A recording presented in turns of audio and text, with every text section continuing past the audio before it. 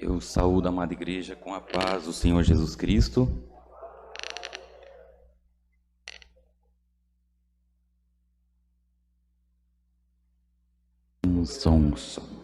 Glorificamos a Deus por mais um dia, poder estar na presença do Senhor, e aprove Deus estarmos aqui para trazer e ser mensageiro da palavra de Deus.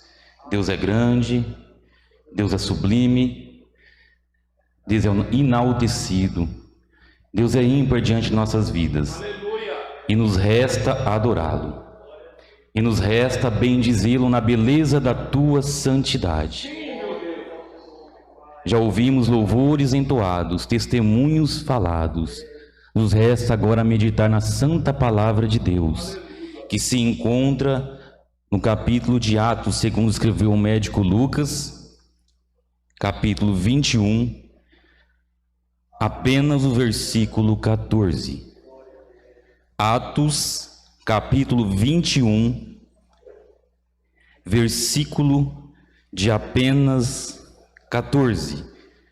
Vamos meditar nessa noite, nessa mensagem, que diz: e como não podíamos convencê-lo, nos aquietamos, dizendo: faça-se a vontade do Senhor. Repetindo: e como não podíamos convencê-lo, nos aquietamos, dizendo: faça-se a vontade do Senhor. Amém. Os irmãos podem tomar vossos assentos. Perdoa o meu coração das vezes que errei sem perceber. Foi o hino entoado pela mocidade, consolador. Se você entrou por essa porta devido aos seus pecados, os seus erros, este é o lugar exato e correto de você se reconciliar com Deus. Este é o lugar de aquebrantamento. Este é o lugar de nos regozijarmos na presença do Deus Altíssimo. O pastor entoou um hino aqui que muito gosto. Não temas, segue adiante, não olhe para trás. Segura nas mãos de Deus. Foi falado muito sobre não temer, não se amedrontar, não fugir, não recuar, não retroceder. E essa é a mensagem. Isaías 41:10 diz: não temas, porque eu sou contigo. Não te assombre, porque eu sou o teu Deus. Eu te sustento, eu te ajudo, eu te esforço na destra da minha justiça. Então não temas, meus amados irmãos. O mundo aí fora tem procurado nos atingir, nos recuar, nos afligir, mas nós temos um Deus que não nos desampara. Temos um Deus que as suas mãos potentes estão estendidas sobre a vida de cada um de nós. E nessa noite nós vamos meditar um pouco nesse cenário. O cenário onde muitos conhecem bem. Um homem chamado Paulo de Tarso. O homem que escreveu mais livros no Novo Testamento. Um homem que foi um doutor na lei mosaica. Um homem que foi doutor na palavra pentateuca. Um homem que era letrado, que era muito conhecido em Jerusalém, respeitado pelos escribas, pelos fariseus, pelos zelotes, homem muito conhecido. Só que assim como eu e você, Paulo tinha uma história ainda a descorrer. E em certo momento, Paulo, ele estava preparando uma viagem. E essa viagem era para Jerusalém, lugar em que ele muito conhecia. Só que o versículo 14 diz: e como não podíamos convencê-lo? E o que é convencer? Convencer é o poder da persuasão. É uma pessoa diante de outra tentando insisti-la que o que ela pensa, que o que ela está tentando em seu âmago, no seu cérebro, nos seus pensamentos, é melhor do que os pensamentos do outro. Aqui está tendo um certo conflito, não um conflito de inimizade, mas um conflito de ideias. Se os irmãos forem discorrer nesse capítulo, vão ver.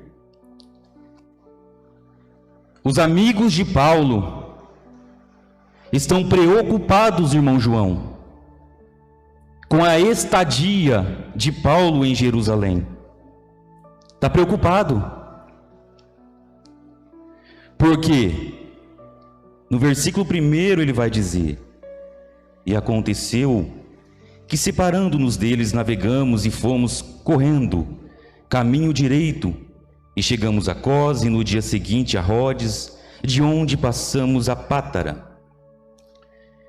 Achando um navio que ia para a Fenícia, embarcamos nele e partimos.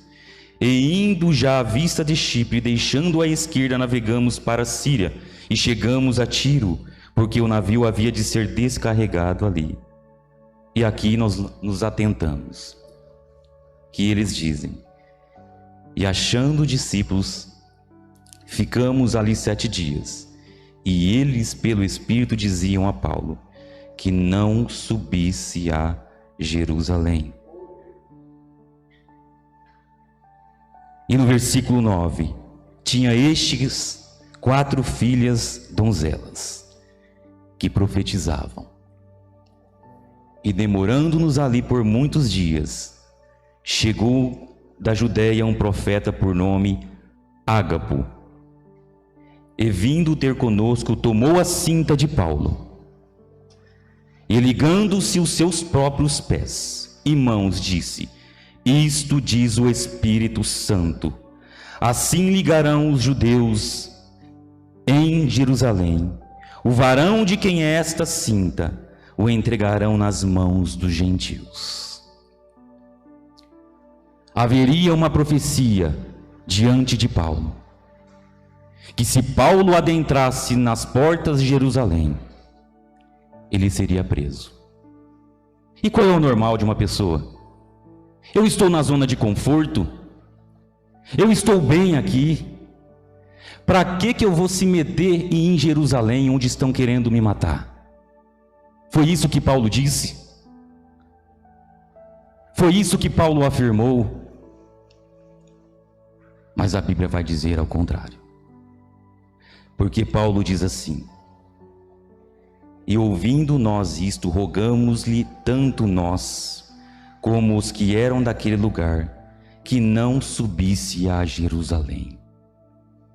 E Paulo, constrangido, diz: mas Paulo respondeu: que fazeis vós, chorando e magoando-me o coração? Porque eu estou pronto, não só a ser ligado, mas ainda a morrer em Jerusalém, pelo nome do Senhor. Quantos aqui lutam contra si mesmo para fazer a vontade de Deus? Quantos de nós deixamos nossos afazeres para vir à casa de Deus? Quantos de nós muitas vezes recebemos até afrontas, até mesmo de nossos parentes, nossos amigos, nossos vizinhos, por causa de nosso Senhor Jesus Cristo? Mas tudo isso para que venhamos retribuir o que Jesus fez por nós na cruz do Calvário. E Paulo, ele tinha um fogo dentro de si, como foi escrito em Levítico capítulo 6, versículo 13. E o fogo ardia continuamente no altar e não se apagava. Assim como esse fogo não se abatia, assim como esse fogo não apagava, o fogo que estava dentro de Paulo não se apagava. E é esse mesmo fogo, e é essa mesma chama que alcança a Paulo, é que alcança você, meus amados irmãos. É essa chama ardente que deve estar na sua vida constantemente, dia após dia. E Paulo seguiu o seu caminho, seguiu a sua rota, sem medo, sem titubear, com toda a energia, com toda a disposição, com toda a alegria. Certa vez um homem chamado David Wilkerson, um americano famoso, um pastor missionário, o melhor da sua década, certa vez ele escreveu um livro chamado A Cruz e o Punhal. E nesse livro ele diz que ele conheceu um homem chamado Nick Cruz, e que ele foi pregar nas periferias de Nova York. E ele disse assim para Nick Cruz: Nick Cruz, Deus me trouxe aqui para dizer o seguinte: Jesus te ama. E ao receber aquela palavra, é como se tivesse sido lançado uma pedra no rosto dele. E ele se lança no rosto de David Wilkerson, esbofeteia David Wilkerson, dá um murro no David Wilkerson. Só que David diz o seguinte: você pode cortar o meu corpo em 1000 pedaços e lançar em cada canto de Nova York, mas cada pedaço de mim clamará para você: Jesus te ama, Jesus te ama, Jesus te ama. E Nick Cruz saiu para sua casa pensativo, e aquela mensagem na cabeça dele: Jesus te ama, Jesus te ama, Jesus te ama. Ele ia para a cozinha: Jesus te ama. Ele ia para o quarto: Jesus te ama. Ele ia para a sala: Jesus te ama. Até um dia que o Espírito Santo de Deus o convenceu e ele se converteu ao Evangelho. Este livro foi publicado com 15 milhões de cópias, 30 idiomas, 53 milhões de pessoas viram o filme dele. E o autor que representou o David Wilkerson, ele chamou ele e disse: antes de você fazer meu personagem, vai viver uma vida espiritual para saber o que eu já passei. Que nós também possamos ter a experiência com Deus. Neemias estava na zona de conforto, era um empregado mor do rei no palácio, tinha toda a comodidade, melhor cama, melhor alimentação, um palácio confortável. Mas quando ele fica sabendo que os muros de Jerusalém foram derribados, ele entra em prantos. Ó Jerusalém, a menina dos olhos de Deus, a Jerusalém. E ele se preocupa, mas ele não se preocupa em fazer a parte dele. Ele deixa o palácio e vai fazer a obra em Jerusalém. E os muros são levantados. Da mesma forma, deve ser um exemplo para mim e para você. Deve ser um exemplo para cada um de nós. Se o seu barco estiver naufragando, se o seu barco estiver balançando, não se preocupe, porque aquele que acalmou o vento e a tempestade, aquele que andou sobre as águas, ele te segura com as tuas mãos. Em Atos 21, 33, Atos 21, melhor dizendo, 31. E procurando eles matá-lo, chegou ao tribuno da corte o aviso de que Jerusalém estava toda em confusão. Este tamanho Este, tomando logo consigo soldados centuriões, correu para eles. E quando viram o tribuno e os soldados, cessaram de ferir a Paulo. Então, aproximando-se o tribuno, o prendeu e o mandou atar com 2 cadeias. E lhe perguntou quem era o que tinha feito. E a profecia se cumpriu. Paulo foi preso. A partir daí, Paulo parecia uma peteca. Pulava de governador para governador. Uma vez com Félix, Festo e com outros reis. E o interessante é que Paulo escreve uma carta em que ele diz que nós devemos ser submissos, irmã Marli, a todas as autoridades constituídas por Deus. Como posso eu escrever uma coisa dessa se eu estou sendo afligido justamente pelas autoridades? Se eu estou sendo injustiçado justamente pelas autoridades? Servemos ao Deus Altíssimo. Não é homem que vai determinar o seu proceder. Quantas pessoas estão convencendo você de fazer isso ou aquilo? Os amigos de Paulo estavam tentando convencê-lo para não ir, persuadi-lo a não ir. Quantos estão convencendo a você experimentar um bocadinho de uma droga? Tomar uma bebida dizendo que não tem nada a ver? Que crente também bebe cerveja sem álcool? Que crente pode tomar cerveja, fumar cigarro, entrar num bar? Não. Paulo mirou no lugar certo. E ele acabou a carreira guardando a fé. Aleluia! Porque a Bíblia diz também que aquele que não tiver fé não herdará o reino de Deus. Aquele que não se santificar não herdará o reino de Deus. Comece a ver aquilo que está te atrapalhando a servir ao Senhor. Examina o seu quarto, examina a sua sala. É que nem eu disse na escola bíblica, que o pecado que está te assolando e te prejudicando a servir ao Senhor está no quarto, pois você não fala mais com a sua esposa, pois você não tem mais uma relação, comunhão com a sua esposa. Acerta isso.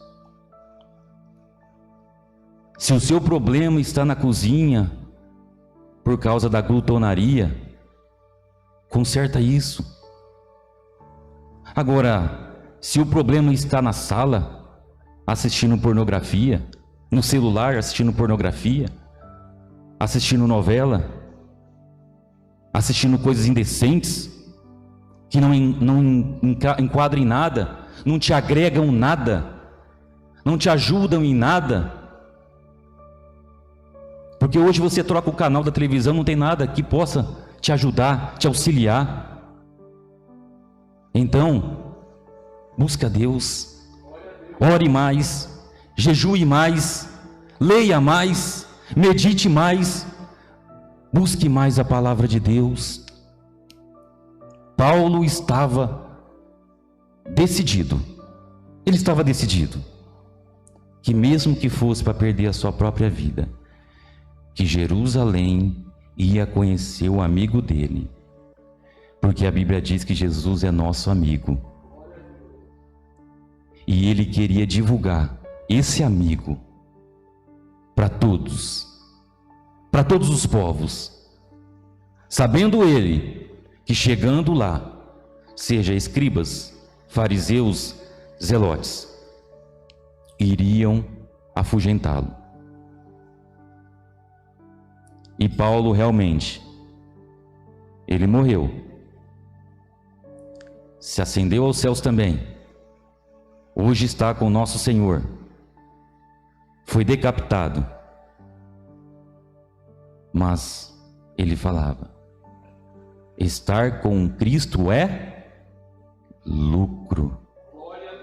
Quantos aqui têm a certeza que terá esse lucro também?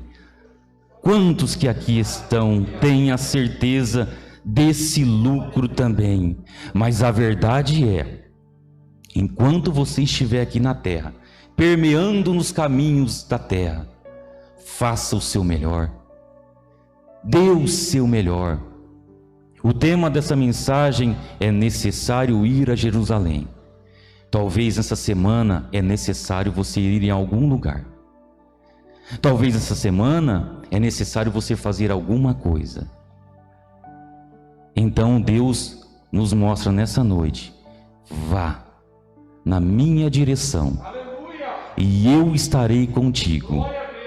Deus estará contigo, irmãos. Deus estará conosco. Deus nos guiará. Teremos uma semana abençoada, de vitória, nada de pessimismo, nada de vitimismo. Ah, Senhor, mas eu não posso, eu sou fraco. Mas Ele é forte, Ele te fortalece. Ah, mas eu não conheço, Ele te dá conhecimento. Eu tenho medo, Ele te dá coragem. Eu não sei de nada, Ele te dá virtude. Eu não tenho habilidade, mas Deus te capacita. Basta querermos. A verdade é que não devemos retroceder. Porque se assim Paulo o fizesse, nós não teríamos Romanos, Efésios, Filipenses, Tessalonicenses 1, 2, Timóteo 1, Timóteo 2, não teríamos essas cartas maravilhosas para nos debruçar e nos miuçar para ouvir e engrandecer ao Senhor. Quantas pessoas morreram pelo Evangelho? Policarpo, um discípulo de João, um homem de fé, e quando o governador chega a ele e fala: eu vou te matar, eu vou jogar você para os leões comerem, e ele diz assim: pode jogar, porque a morte é por alguns segundos, mas a glória que me espera é grande. Melhor, eu vou te queimar vivo.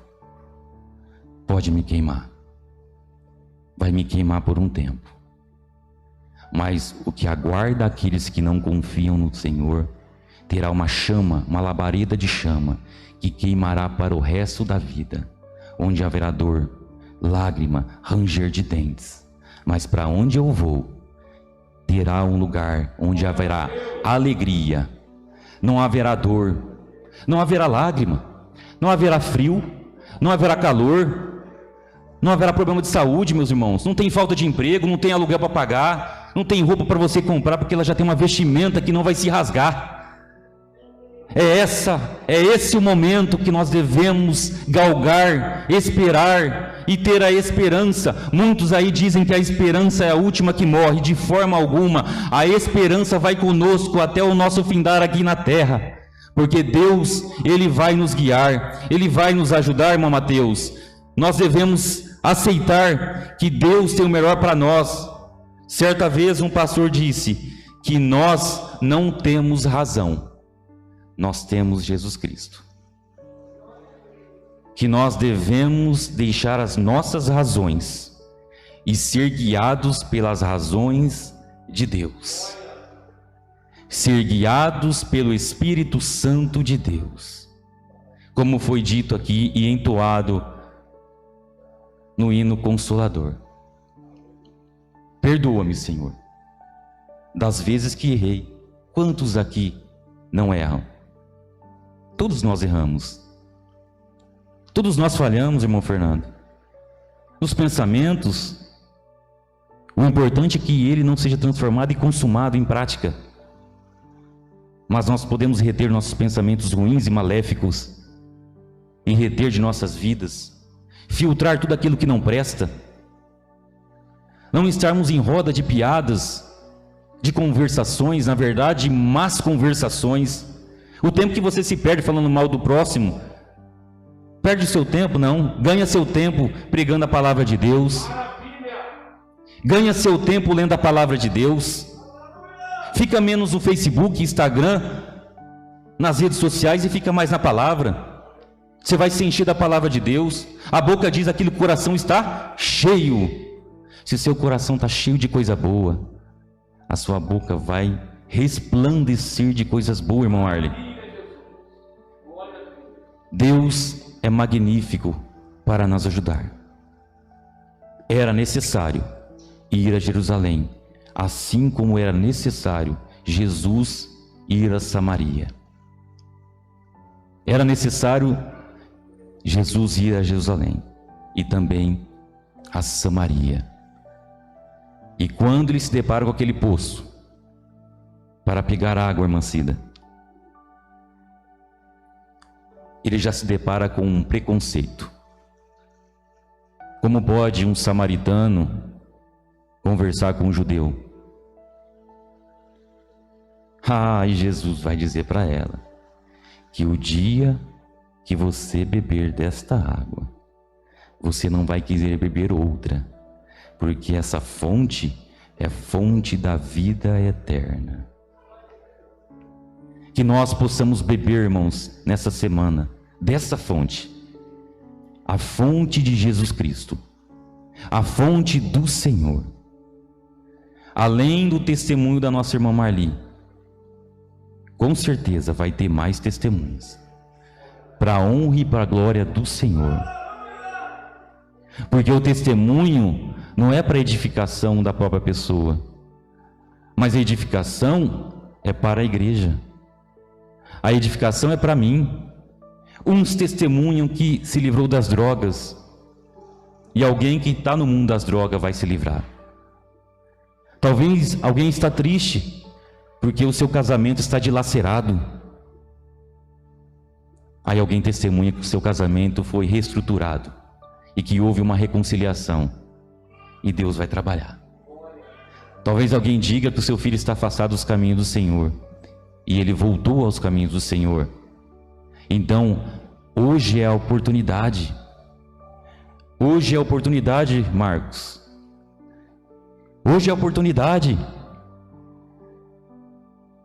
Deus se alegra daquele que o busca. Às vezes o inimigo, ele bate de frente, não é? Ele bate de frente. Quando você pensa que se ergue, ele vai lá e bate de novo.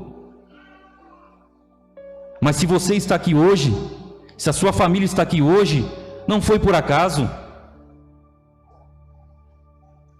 Ter errado no hino das irmãs não foi por acaso, porque era para entoar o sobrevivi.